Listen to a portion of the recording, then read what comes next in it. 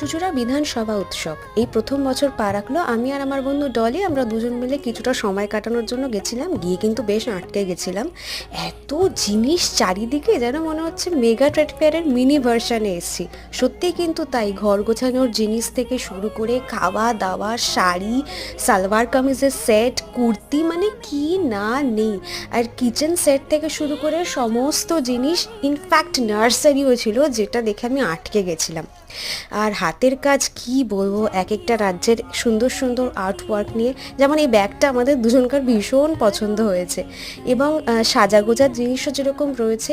আর এই দেখুন নকশি কাঁথা, এই প্রথম আমি হাতে বোনা নকশি কাঁথা ছুঁয়ে দেখলাম। সেদিন ছিল রাঘব চট্টোপাধ্যায়ের একটা অনুষ্ঠান। আর গ্যাস বেলুন দেখলে কি মনে পড়ে বলুন তো, সেই ছোট্টবেলাকার কথা, তাই না? তারপর একটু চা খেয়ে নার্সারি ঘুরে, নার্সারি থেকে ছোট্ট বন্ধুদের নিয়ে বাড়ি ফিরলাম।